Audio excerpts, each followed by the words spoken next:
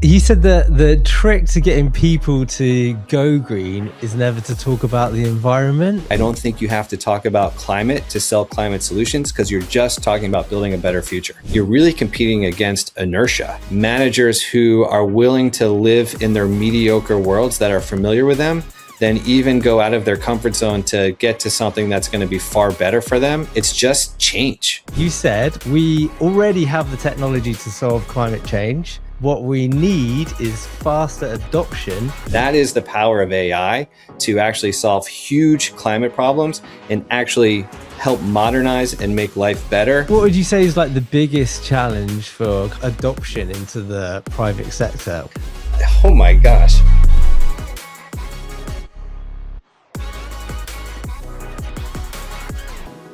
Josh Dorfman is the self-proclaimed lazy environmentalist, co-founder of Planted and host of Supercool Podcast. He's spent his career at the intersect of tech and sustainability, from launching Vine.com for Amazon to building carbon negative building materials with SpaceX engineers. Josh, you said we already have the technology to solve climate change. What we need is faster adoption, and that comes from telling the right stories. What are these stories? Oh God, did I really say that? You found that? I found that online. Did you not say that at all? First of all, yeah. Well, thank you for having me. The stories really come back to recognizing what gets people to purchase anything. What I often see with climate innovators, and today, 2026, there's so much more innovation in market that can help lower carbon emissions, boost profits, or cut costs for our companies and delight their customers in the process. What's missing is a focus on product benefits, really awesome outcomes. What does this do for the business? What does this do for the customer? Too often the conversation is still about, hey, let me tell you about my amazing technology. Let me tell you about the kilowatt hours and things that people just actually don't care about. Or let me tell you about how we're solving this really big challenge with climate or something else. Also something that people like may care about, but they don't purchase that, right? They purchase benefits, they purchase outcomes. The companies that get that right are doing a fantastic job of scaling their businesses. Most companies operating in this space still don't quite understand that. And that's what needs to change.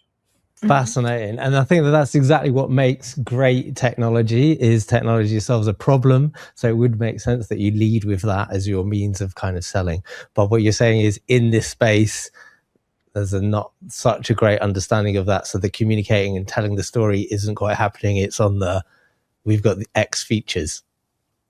I'll give you an example that I was just talking about this week. And on the one hand, I'm going to highlight and celebrate this company. On the other hand, I'm going to say they have a little bit of a challenge. So there's a company called Reservoir that has built this really cool electric water heater that can do things like somehow has this technology in a super efficient way. Say it has, the capacity of 45 gallons, or I'm not sure what the measurement is and where you guys are as a liters, whatever. It has some capacity of a water heater has in your house, right? But they can like 3x or 4x that capacity in a super efficient way. They call it party mode, and they can do it because they can heat that water, make it really, really hot, but do it very efficiently so you're not using a lot of energy. And then bring some cooler water in. They can kind of spread it out. So like if you're having a lot of people showering at once, having a really good time, or just have house guests, like all this cool tech, right? But the slogan on their website is something like, it's time to get rid of your dumb water heater or something. And someone just sent me this site. I was like, oh my God, the technology is amazing. But first of all, most people aren't walking around thinking like, man, you know what? My water heater is just so stupid. Like that's nobody's pain, And so it's like, you got this awesome tech, you got this funny, cool thing going. People could love it, but you have to find the way to convey to people what, hey, we're solving some pain for you, or we're delivering some benefits to you. Yeah, really cool. I love that story. And Josh, I know it's a very sort of simple question, but what does it really mean to be living like in the green way as a person? Well, to me, I think what's delightful about this moment is that increasingly living in a green way really means living in a very modern way. And many of the technologies today that are so delightful are often the types of technologies that are just far more modern than the legacy choices, the status quo choices. I think you certainly see it in electric cars. I think when somebody gets an electric car for the first time and feels the acceleration, we have a used Tesla, like a 2020 Tesla, and my son plays soccer, and some of the kids from his team got in that car for the first time. And they were like immediately like, oh my God, I have to see if I can convince my dad to sell this pickup truck. I want to get a Tesla. We live in South Carolina. We live in an area where there's like a lot of pickup trucks. And yet like all these kids who had never been in one were like, this is exactly what I want because it's modern. You see the same thing in homes where increasingly here in the States, at least, people have this perception that chefs like to cook on a flame, unlike natural gas, that's like that's how they like to cook. But most chefs will tell you, no, induction range is far superior. And that's electrification, right? And electrification is part of modernization. And electrification is also how we're going to solve climate change by plugging everything into the grid and then just making that grid run on more renewables. And so this isn't a very original idea. I was talking to this guy who has one of the best jobs I've heard of. He works for Schneider Electric, the big global infrastructure company, and he runs their internal think tank. I didn't even know they had one. And his entire job is to think about what does the world look like in 2050? And then how do we build product lines and product units and business units to build toward that future. He said it to me. He's like, modernization is electrification, and electrification is about how we solve climate. And that's what living green means today.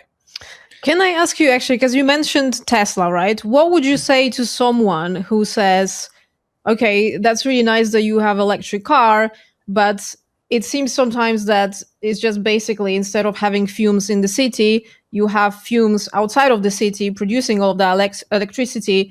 And also you have the battery that is really horrible for the environment. Like, what would you say to that person? Because sometimes it's like difficult to know what actually is green or isn't green or is like pretends to be green. I think a lot of people get confused about that. Oh, I totally agree with what you're saying. I know people get confused about that because the confusion is intentional. I mean, this is there's a lot of entrenched interests that don't want to see the future come, right? But to the specific question, if that's a little bit of an eye roll for someone, to the specific question, there's plenty of research that shows that no matter where you are, almost no matter where you are driving that car, if it's electric and you're plugging into the grid, you will be creating far less carbon emissions than if you are driving a gas-powered car. When it comes to the battery technology, for sure, there is mining. There are all sorts of things associated with creating those batteries. But the research would also show that while there is impact there, it is still less significant than if you think about everything that has to go into a car where there are far more parts in an engine. EVs are actually far simpler to build. They have far fewer parts. And now, in addition to that, batteries are increasingly being recycled in two ways. Well, I guess I would say, or there's two things that I see happening at the end of the life inside a car for the battery. One is actually straight up recycling. Companies like Redwood Materials, which was started by a former very senior executive at Tesla, consistently called one of the most innovative companies in the world, actually takes batteries back, breaks them down, recycles them.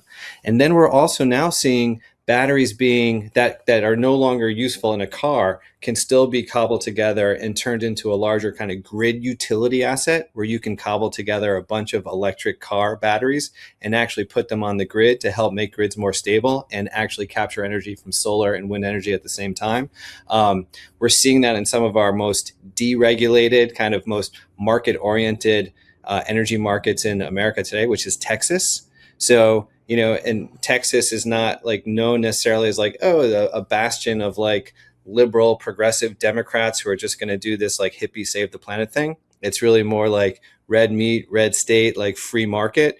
And so that's really where these technologies can plug in. So I think that it's a shinier, more optimistic scenario for electric cars, but I understand the confusion. Hey guys, we're really hoping that you're enjoying this episode so far. And if you are, please like, subscribe, and follow. And if you really want to know more about who we are and what we do, go to buildinggreattech.com. Now let's go back to the episode. You said that the trick to getting people to go green is never to talk about the environment. Can you explain that a bit? Yeah, I mean, there's a whole bunch of examples of that, but it comes back to my kind of original premise about the kinds of stories you want to tell. People don't, I think it's kind of like historically proven now, there's a small percentage of people who are motivated to take actions in their daily lives to live more sustainably. In my view, the proportion of the population, probably anywhere in the world that does that, hasn't changed over decades. Some will, most definitely will not, right? So if you want to get someone to adopt a green behavior, I think there's plenty of ways to do that that are just far more effective.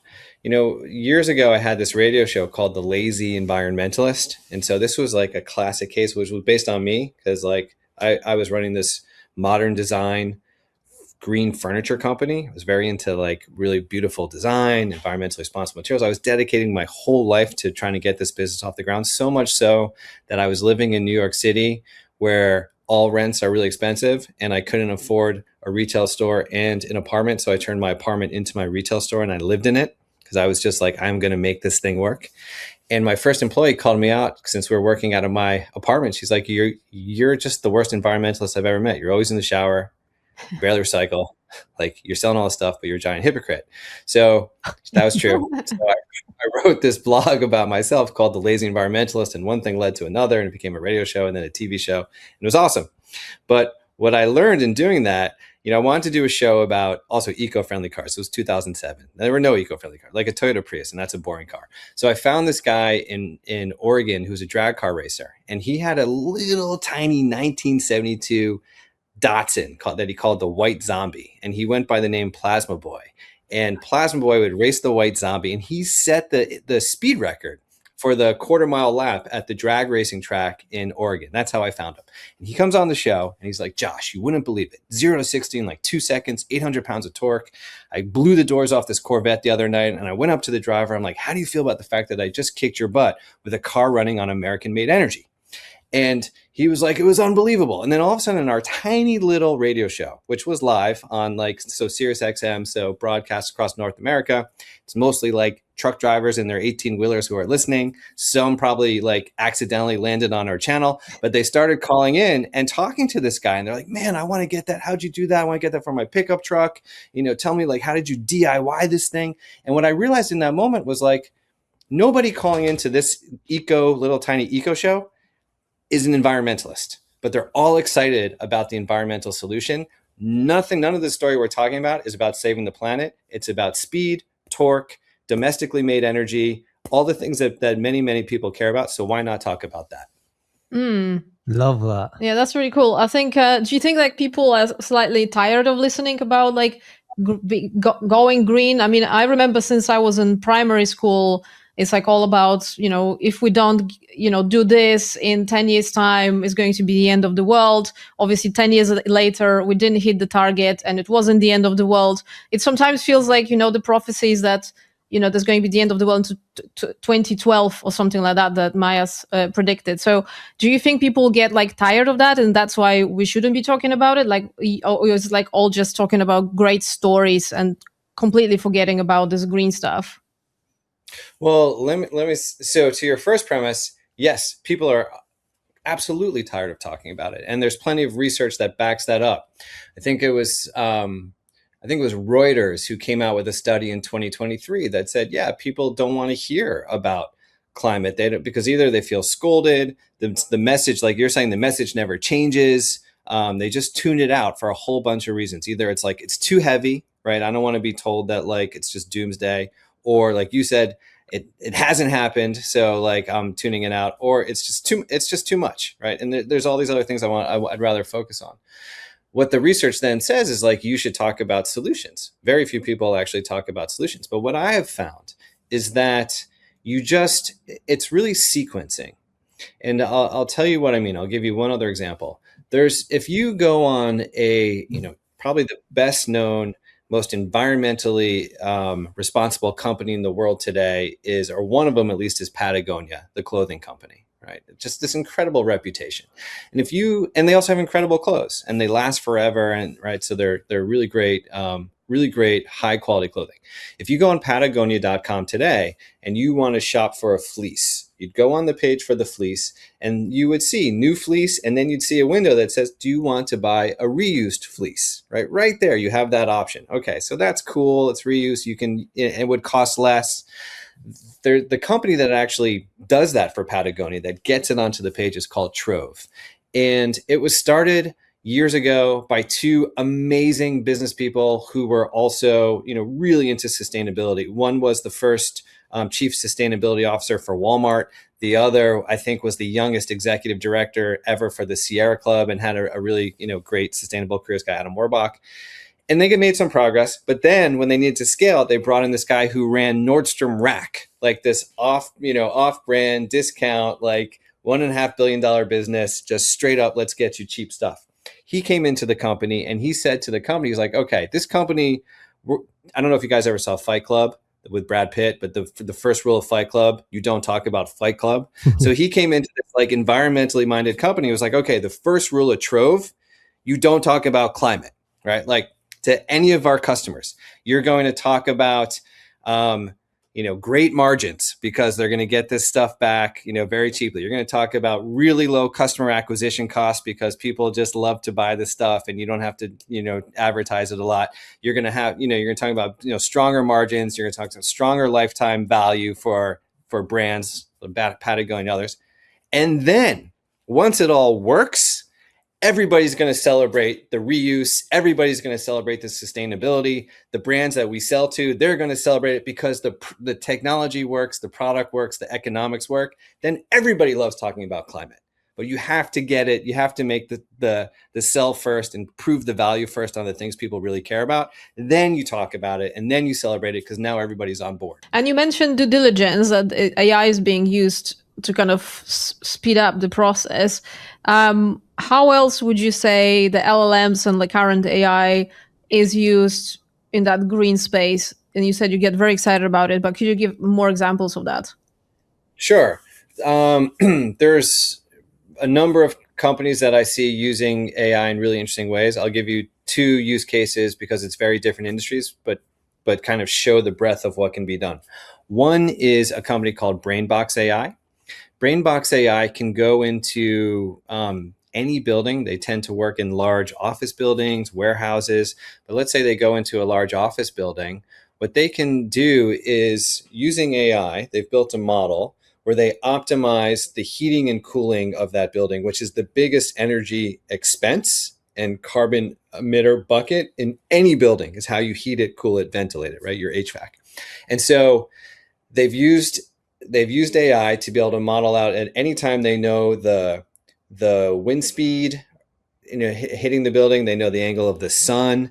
They know the cost of energy on the grid. They know the carbon intensity of the energy on the grid, how much solar wind is on the grid at any given moment. And they know with 96% certainty who is going to occupy a space 6 hours from now, right? So then what they can do is they can say, okay, we can either slowly heat the space or cool the space, taking all those variables into account so that by the time everybody gets there, the space is comfortable. And we've done it in a way without like ratcheting up energy really fast or, turning on the AC and cranking up. And that's where you get these huge energy spikes, huge costs. So they can reduce your cost by up to 25% and your carbon emissions by up to 40%.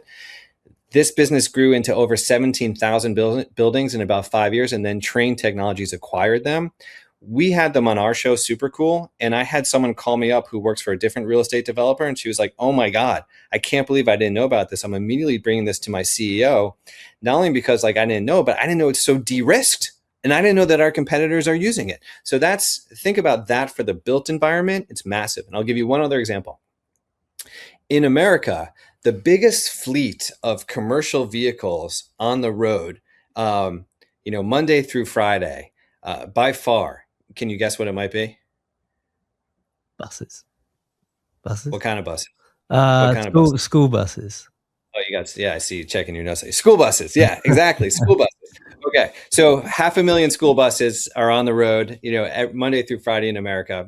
Like probably at least a 10x larger fleet. Gosh, more than that, than airplanes, trains combined, right? The problem is when a kid gets on a school bus today in America, they're having the same experience on that school bus as their grandparents did, or maybe even their great grandparents, honestly, like 100 years ago. The technology has not changed, which means nobody knows where it is. It's insane. Like we're living in the 21st century. Nobody knows where the school bus is, and it's always late. I mean, it's chronically late. Kids are trying to do the right thing, get on the school bus, and they get to school late. Kids are trying to get home, and the parents actually don't know when they're going to get home because there's no set time.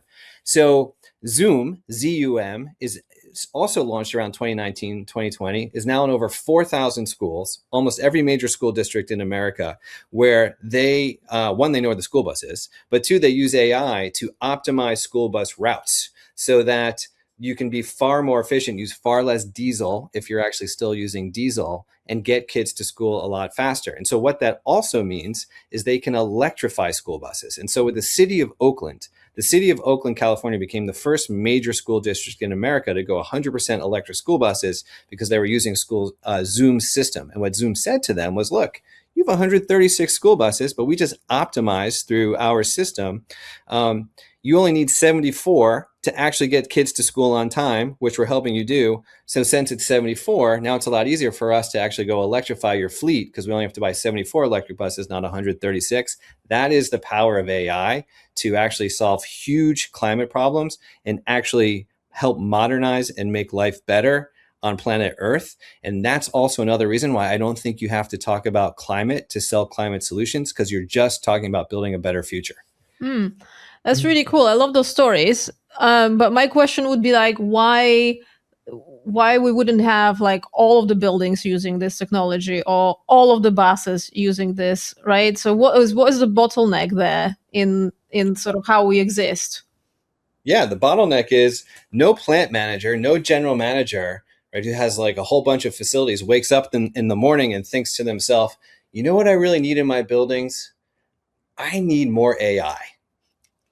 Right? Nobody thinks that, right? Nobody's like, what do I want to do today? I want to put some more AI in my buildings. No one thinks that way. And so again, it comes back to the onus being on the companies with these really amazing solutions to go out and tell the story in the right way, deliver the message in the right way. Hey, you CFO, how would you like to cut your operating costs from energy by 25%? Would you like to do that? Yeah.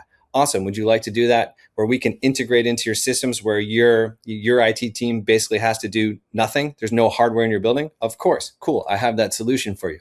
Like, how do you build it's really about building really great businesses, right? So it's like, the onus is on, to me, I feel like the onus is really on the private sector, on companies to do a better job building their businesses, do a better job selling and telling better stories.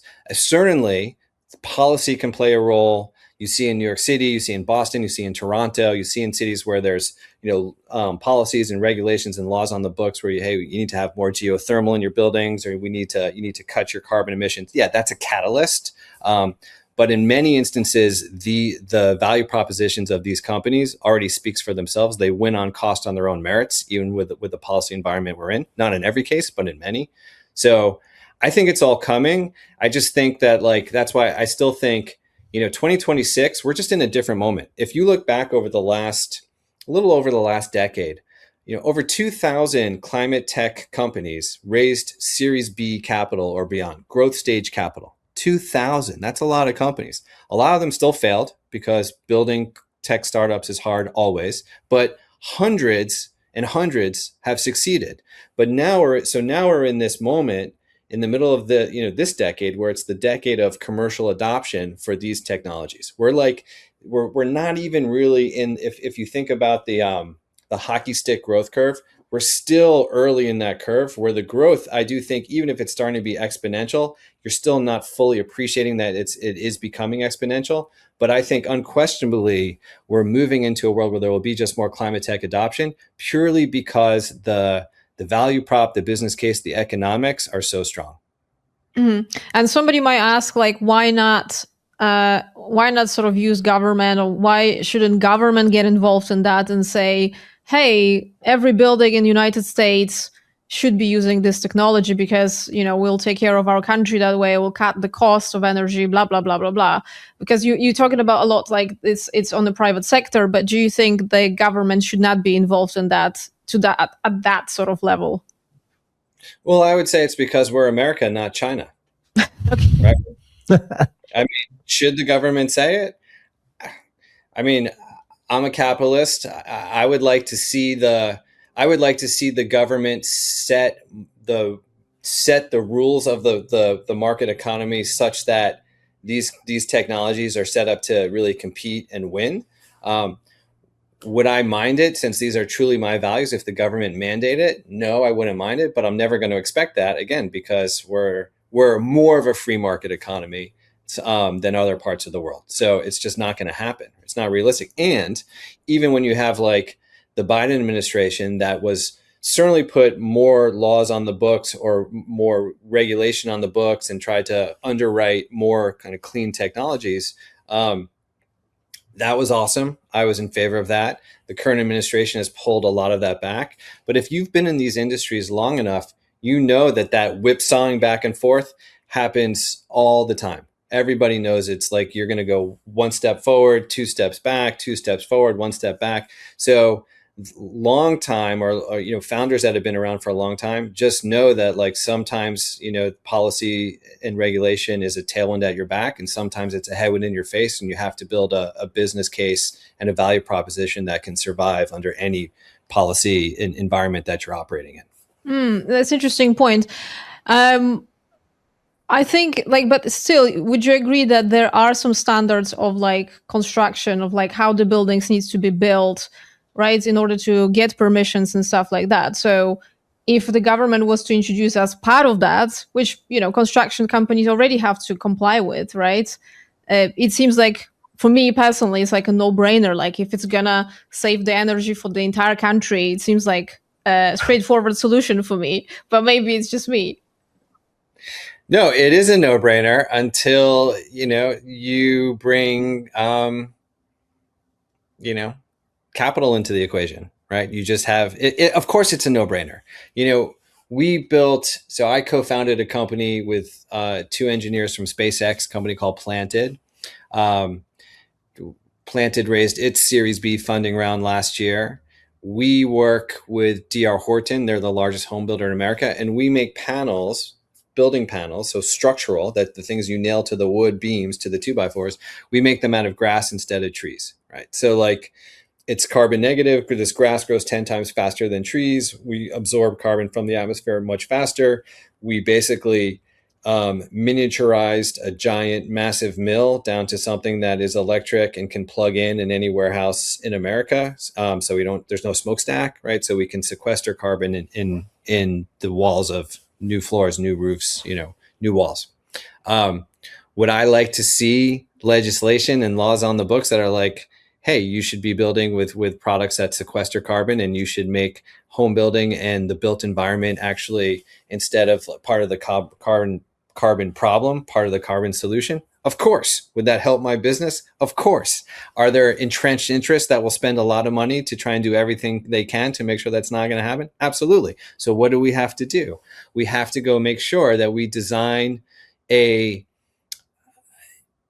vertically integrated company where we can win in the field or the farm with our biomass versus trees, where we can compress the distance of our supply chain so that we're not shipping our grass very far. Whereas when you think about trees that do get shipped very far, trees, when they get cut down, are basically 50% water. So our competitors are basically shipping, water that they can't use, and then it gets to a factory and they have to burn it to dry out the tree. And so now all this carbon's going back in the atmosphere.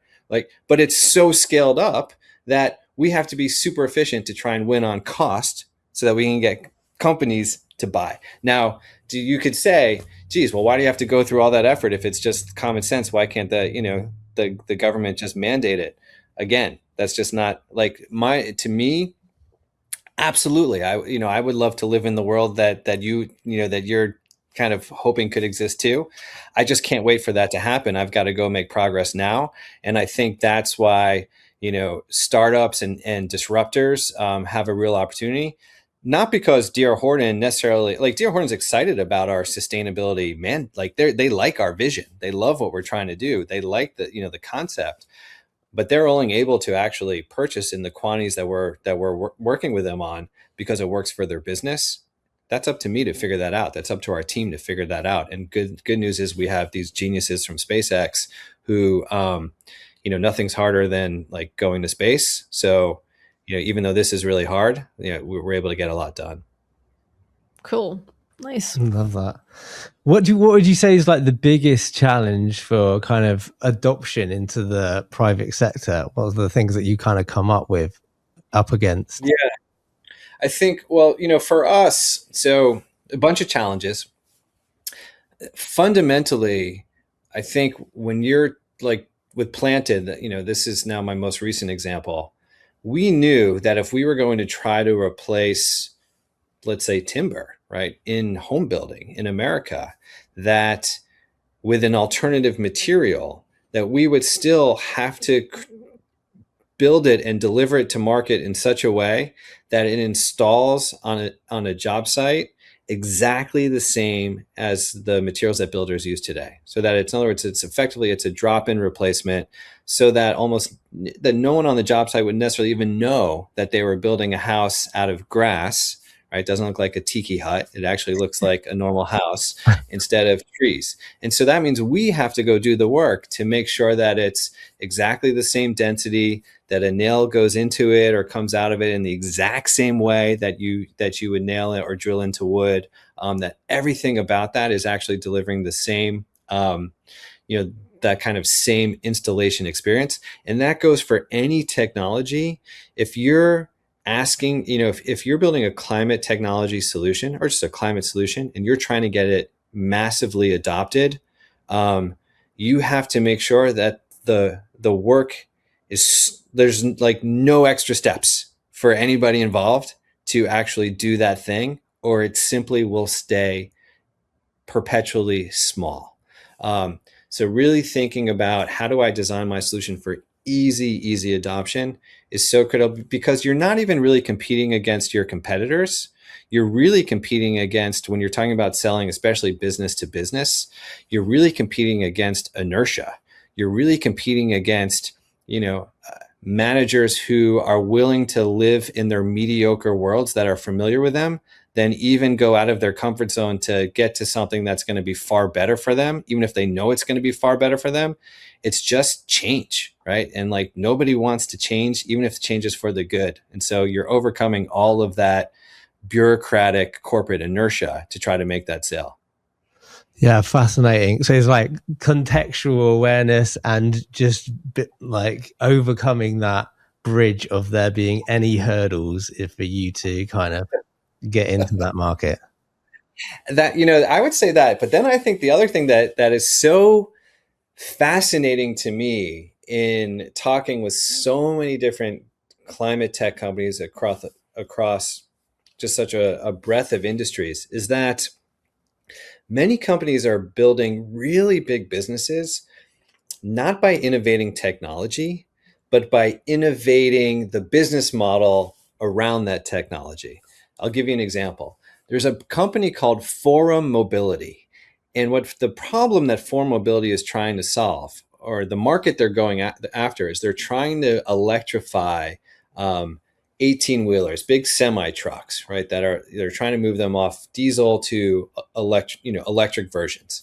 And at the port of Long Beach, which I think is the third biggest port in America, in California, they built the largest EV charging depot for big 18-wheeler semi trucks. And That's a big deal because you've got like probably 500,000 trucks going back and forth out of these ports, maybe more, and to take the container ships off the containers off the ships and then transport them a mile or two to these warehouses where eventually they'll go on trains. They didn't invent the chargers. They didn't invent any of that, but they also saw that, man, okay, we've built all this infrastructure, but the companies that actually do this driving, very often they're independent small businesses, mom and pop type family businesses, where purchasing a new $400,000 or $500,000 truck is a huge expense, even if the charging's now super convenient. So they kept innovating on the business model. They said, okay, hold on. We come from the solar industry. We understand now, solar panels, you can get amazing financing terms on solar because they've proven that they can last for, 3 decades. So you can finance them, with lower rates now over 3 decades. So we have that learning. What if we go to the banks and we do the same thing where we say, hey, look, this EV 18-wheeler from Volvo, it's proven. It's not going to break down. This is an awesome technology. Give us really awesome financing on these EVs and we'll buy the EVs and the charging. And then we can go to the mom and pop carriers and be like, look, we're going to give you an EV and we're going to give you charging and we're going to give you maintenance for a single monthly price that undercuts the price of diesel. So we're going to take this big EV semi truck that would have been on your balance sheet, right? Would have been a capital expenditure. And we're going to turn it into an operating expenditure for you. And we're going to make it easier to transition to electrification because it'll be cheaper than running on diesel on your monthly costs. What do you say? And now they're signing people up and they're getting people to convert over to their business because they've innovated around the value proposition. And I see that happening in so many cases. It's like they are a tech company, but their core innovation is business model innovation. Wow. Well, it really reminds me also of what Tesla are trying to do with the self-driving cars now, that you actually will be able to buy a car, but it's not going to be just a car. It's also going to be a rent out, so people can use it when you're not using it, which I think is a brilliant idea. That's exactly right. Yeah. That's exactly right. And Zoom, the company I mentioned, Zoom that does this for school buses, part of the reason that they were able to make the economics work to go to electric school buses for the city of Oakland is that they own the fleet, but they also during the day or whenever those EV school buses are fully charged up because they have huge batteries, they can also sell that energy back to the grid at moments when they can get the best price from the grid for selling it back to defray the cost of the purchase of those vehicles in the first place. So just like you're saying, it's really trying to think through what are some of these other economic incentives that make adoption possible. Fascinating. Have you seen anything interesting happening kind of domestically, like in the homes, So I mentioned induction range. I'd say a couple of things, but 2 things spring to mind. So I mentioned induction range stoves. People want to move to induction range for a bunch of reasons. Some people want to actually understand that natural gas is actually just a nice euphemism to say methane, and you're actually burning methane in your stove, and that's clearly not healthy. But so some people just want to get rid of that out of their home. Some people want to move to a better cooking experience, which is induction range. It's also safer because that stovetop doesn't actually get hot. It actually cooks. Induction is a different type of technology.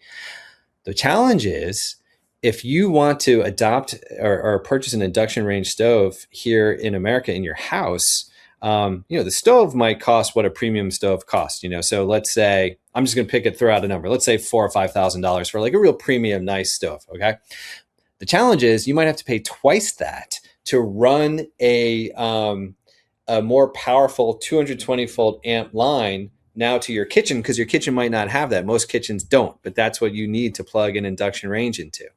A company called Copper, and they actually just announced yesterday they're one of Fast Company's 50 most innovative companies in the world. Copper figured out, well, hold on a second. The cost of batteries have come down so much. What if we actually stick a battery inside our stove? And so, on most of the day when you're not actually cooking and you've plugged into the same outlet as your toaster or your juicer, that battery, right, charges up. And then the 3 or 4 times a day when you want to cook, now the combination of battery plus energy from the wall gives you enough energy to use your induction range. Plus if you have a power outage, you can now still connect it to your refrigerator, or you could keep cooking. It provides additional benefits. So again, just seeing, and it looks awesome. They call it like the Charlie or something. It has that sort of timeless look where it's like contemporary, but it's got these really cool like wood walnut knobs. It just looks, everybody who sees it wants it. I'm seeing things like that in the home, and that's what I mean. And that's electrification. It's like, and it's aspirational, right? And it's like, and so it fits for the home. It also fits what's really interesting when in places like New York City, where landlords increasingly have to comply with these stricter policies and regulations. So this kind of, goes to your point about, well, why can't the government just do something? So where they're making laws stricter, if you need to upgrade your building to actually electrify, that would be really expensive if you had to rip out all your wires and install new wires. You could actually install coppers instead with the infrastructure you already have. You can install that induction range because it has the battery inside, and it makes the financing far more workable for the landlords too. So there's actually this really interesting commercial application. So I'm seeing innovation like that. And if I could, there's one more that I would mention. It's a company called Quilt. Quilt offers like a ductless HVAC system. So if you had like a mini split, so you like put a little unit in your wall and you can like heat or cool your kitchen, and then you have another one in your bedroom. So it's a mini split ductless system, heating, cooling system. These guys come from Google. And I only say like they're smart. And so they actually hit a milestone that's never been done in any air conditioning or heating, cooling system for any home in the world until these guys did it probably like 4 or 5 months ago. Just like an electric car, your Tesla, some mornings you wake up and there's been an over-the-air software update, and now your Tesla has like a new fart sound or something, which my kids like. For Quilt, they did an over-the-air software update, and everybody woke up the next day and their air conditioners were now 20% more efficient because they just upgraded the software. You didn't have to go buy a new unit. Like that's what's here, It's so, and it's one of the most efficient systems on the market that you can get for your house. Wow, so much cool stuff is going on. I feel like I need to go back home and like review everything that we have basically these days. Well, I love how smart that is to like reconfigure around what's actually available rather than, specifically in the kind of domestic environment, you are sort of limited to what's already there. Or financially. Yeah. Financial. I think like speaking of finances, I think most people probably would like to be green, but probably cannot afford it. Sometimes it feels like, the electric cars are more expensive, or like you said, to get a different stove is more expensive. So it feels like there's like imbalance a little bit in the market in that sense. Would you agree? I do agree. I mean, I mostly agree, except I would say, used EVs are really good, and used electric cars, they tend to lose their value quicker. But as someone smarter, who's in that industry said to me, it's like, I actually think this is the biggest arbitrage opportunity in the world today. It's like, if I had money, I would just buy up fleets of EVs because they just drop in value, but they last for so long. Generally, I do agree. And so when people, so I used to, like I said, I used to have this TV show, The Lazy Environmentalist. I wrote books like, how can lazy Americans go green in their individual lives? I've spent years thinking about that. Certainly, I've evolved to more of a business to business focus, thinking about how do you get solutions to scale faster. And I do empathize with that point of view that this can be expensive. You have to do your research to figure it, still probably too much research to find the places where solutions are more affordable.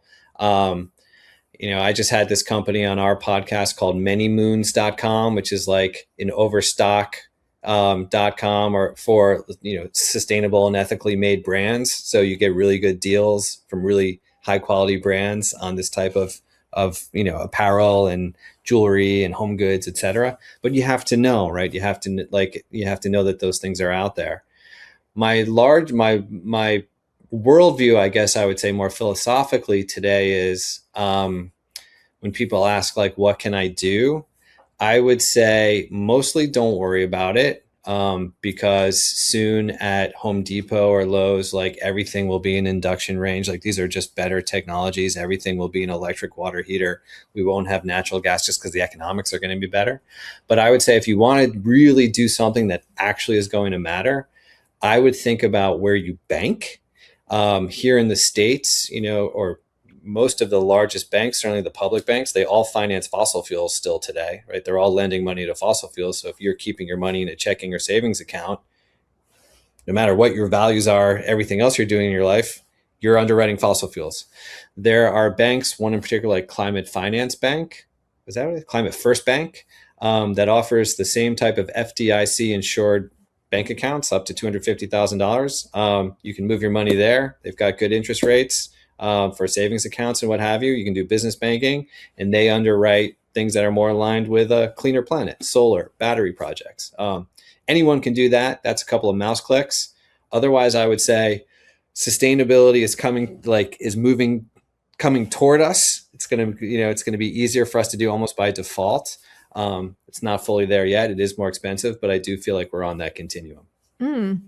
Very positive note. I love that. Yeah, it's good. So basically, I don't have to do anything apart from changing my bank account. I mean, I see your laptop there. I mean, I believe those laptops are increasingly made with like recycled materials. It's just becoming the default. So a lot of the good news is a lot of the work's being done for you. Certainly, there's places where we have impact, but I also really do believe the certain polluting industries that create a lot of consumer products have done a very good job of making consumers believe it's their fault when they have waste, right? And that was intentional because that's not how the rules were set up originally, right? Bottlers of drinks were required to have infrastructure to take their bottles back. No one's right. But somehow they changed the rules and said, now it's up to consumers to deal with the waste that we created in the first place. So, it's like someone has to deal with the problem. And I'm not saying don't deal with it, but I am saying like it's just more complicated. The guilt that people may feel in their life I don't want to say just don't worry about it, but to a certain degree, like you're carrying more guilt than you really need to. And do you believe like in switching off lights? Like in your house when you're not in the room, like be crazy about switching off everything? Like, what's your approach? I do, I definitely do. I have 3 kids, so I am still like going around, like, turning things off. I'll tell you, when we had, when the Lazy Environmentalist became this reality TV show, so we had this like primetime TV show, and I was the host, and we were doing a show where we decided to green my brother and his family. They just live in a suburban house, and we're like, oh, we'll do like Lazy Brother, and I'll come in and green my brother. And reality TV, there is some reality in TV. There's also not, like, it's certainly not all reality. So we had sent a producer and a team out a few days before to install some of the technology in the house already that we would be like, hey, we're going to do this, right? So one of the things was called, like, I think it was called the green switch. And it was, I don't remember, it might have been a physical switch. I think it might have been a physical switch, or it may have been an app. I can't remember. But somehow the green switch was like connected to all your lights. And so at night when you were going to bed, you would like open the app, flip, click the button, and all the lights would turn off for you. And so I called my brother like a couple of days before we were supposed to come out and shoot. I'm like, hey, how's it going? Did they come out? And he's like, yeah, they came out. I'm like, did they install the green switch? He's like, yeah, they installed. He's like, I don't think it works right. I'm like, well, what do you mean? I'm like, what happens when you flip it? He's like, well, the lights turn off. I'm like, okay, well, that's good. He's like, yeah, but we're in bed and the lights turn off, but the garage doors go up. So it doesn't always work exactly the way you hope it's going to. Oh God. I love that. Oh my God, I love that. Okay, awesome. Yeah, awesome. Great. Thanks so much, Josh. That's been brilliant. We really appreciate your time. If someone wants to reach out, find you, where's the best way to kind of connect and find out more? Yeah, absolutely. So I mentioned Supercool, our podcast where we're talking to the kinds of companies I've mentioned with you today. podcast newsletter. It's getsuper.cool, or basically wherever you get your pods, you can find us. Planted, the building materials company, that's like the hipster spelling, PLANTD, like we skip a vowel. So plantedmaterials.com. And then I'm on LinkedIn probably more than anywhere else as far as social. So if any listeners want to connect with me there, that'd be great. Awesome. Such a great conversation. Thanks so much, Josh. Yeah, really appreciate it. Thank you. Yeah, I enjoyed it as well. Appreciate you having me on.